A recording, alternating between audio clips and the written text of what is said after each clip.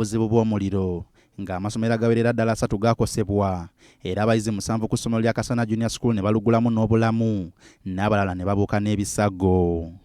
Mu mbeera eno Stephen Kakeeta akulira ebyenjigiriza mu kibuga Masaka ng'ali wamu ne Apollo Muhumuza avunaanyizibwa ku by'omutindo gw'amasomero mu kitundu kya Buganda basibye batalaga amasomero okulaba agatuukana n'omutindo era nga gatalina byetaagisa gaggaddwa.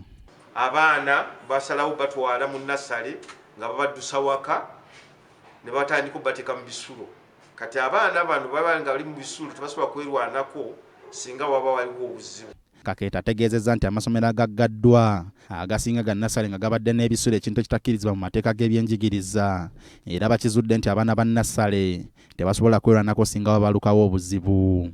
Ono ayongeddeko nti waliwo n'amasomero ga senior agatalina license nga tegagoberera nteekateeka ya curriculum mpya. Tulinayo amasomero agatalina na emisi namba n'akawunti agaoperatinga irigale. Tusuubira nti ago bwe tunaaba tetukikutte nga budde bukyali kiyinza okutuleetera obuzibu kubanga makisi z'abaana ziyinza okubula nga tebalina ne wayinza ziteeka.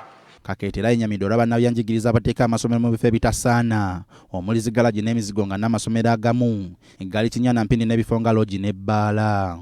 Avunaanyizibwa ku kulondoola omutindo gw'amasomero mu kitundu kya Buganda Apollo Muhumuza alabudde abakulu b'amasomero gano obuteetantala kugaggulawo nga tebatuukiriza bisaanyizo.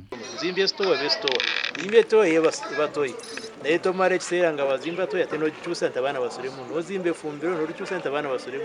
Bano era balambudde n'essomero lya Kasana Junior School eryakosebwa omuliro gye buvuddeko omwafiira n'abayizi 7 ng'eno bakira bava kisulo ku kisulo okulaba nga bataddewo buli ekyetaagisa. Tulina obutanda bubiri kye twandise double deckers, doomu zonna zirimu fire extinguishers, doomu zonna zirina smoke detectors. Ekisaakaate kyonna kyakoleddwa essomero kyali mazeeyo. Sulaiman Sebugwawo ne Betty Namawanda, BBS Telefina. Kale kakati ku mboozi eyo yennyini